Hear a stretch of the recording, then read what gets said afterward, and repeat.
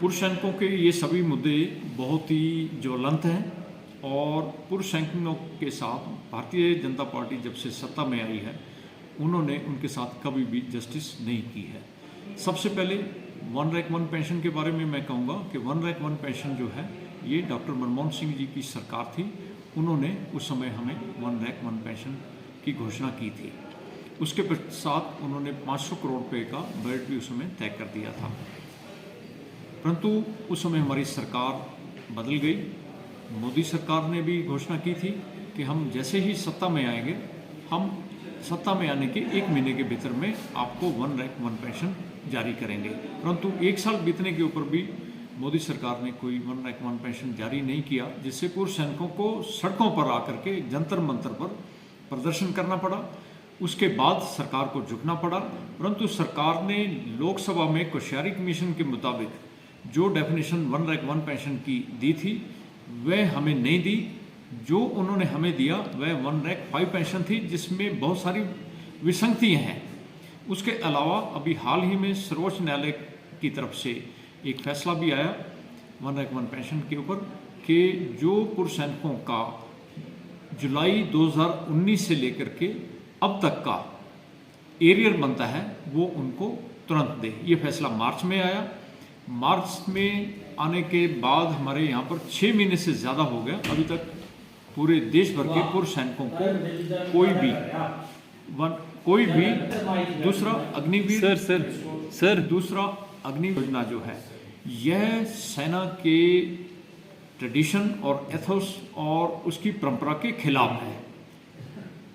अग्निवीर और इसमें ये प्रावधान किया गया कि यदि कोई युवा सेना में भर्ती होता है तो वो 4 साल के लिए भर्ती होगा और 4 साल के बाद उसमें से 75% युवाओं को वापस घर भेज दिया जाएगा, 25% को रखा जाएगा। अब जो 75% युवा हैं वो सभी फिर पुनः दोबारा बेरोजगार हो जाएंगे, उनके मनोबल पर भी बहुत प्रभाव पड़ेगा। तो ये युवा कहाँ जाएंगे? दूसरा, हम हिमाचल प्रदेश में पहाड़ी पर्वतीय क्षेत्र में रहते हैं, हमारे यहाँ पर कोई बड़े उद्योग धंधे नहीं हैं, कोई रोजगार की और बड़ी संभावनाएं नहीं है। पहले ही यहाँ पर बेरोजगारी चरम पर है, लगभग 14 लाख युवा बेरोजगार हैं, तो इससे बेरोजगारी में इजाफा ही होगा। दूसरा, अग्निवीर में 4 साल में कोई भी जो सैनिक है उसकी जो ट्रेनिंग होगी, छुट्टियाँ ये सब कुछ निकाल दें तो लगभग 6 महीने की ट्रेनिंग होगी। और भारतीय सेना दुनिया की सबसे बड़ी और मजबूत सेनाओं में से माना जाता है। यदि इतने प्रशिक्षित युवा सेना में नहीं होंगे तो हमारी सेना कमज़ोर होगी। और आजकल के हालात आप देखें, वर्ल्ड वाइड देखें, हमारे पड़ोस में चीन और पाकिस्तान जैसे हॉस्टाइल देश बैठे हुए हैं और उनकी सेनाओं की नज़र हमारे पर भी रहती है। हमारा बॉर्डर भी बहुत लंबा है। यदि भाजपा सरकार ये कहती है कि इजराइल या और छोटे छोटे देशों में अग्निवीर जैसी योजनाएं हैं, तो मैं ये कहना चाहूँगा कि ब्रिटेन, यूके या यूरोप में ये छोटे देश हैं, इनका बॉर्डर हमारे जैसा नहीं है या इतना बड़ा देश नहीं है ये, तो वहाँ पर जो ये अग्निवीर जैसी योजनाएं चल रही हैं, हमारे यहाँ पर यह बिल्कुल भी माफिक नहीं है। तो हमने सरकार को भी इस मामले में मेमोरेंडम भी दिया है।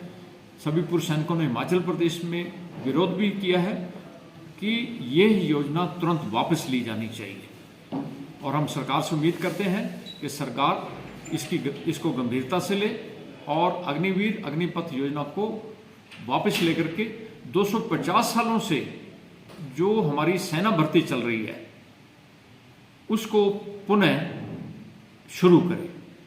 चुनाव पर इस बार बहुत ज़्यादा इसका असर पड़ने जा रहा है, क्योंकि पिछले चुनावों में मोदी सरकार ने बहुत वायदे किए थे, उनमें से एक भी वायदा नहीं निभाया है और पूर्व सैनिक सभी समझ चुके हैं। हिमाचल प्रदेश में पूर्व सैनिक कांगड़ा, हमीरपुर, मंडी, बिलासपुर व अन्य जिलों में इन चीज़ों को समझ चुका है और पूरा जागरूक है। आजकल सोशल मीडिया के समय में सारी खबर उसको पहुंचती है और इसका इन चुनावों पर पूर्व सैनिकों की जो वोट बैंक है उसका बड़ा भारी असर पड़ने जा रहा है, यह निश्चित है।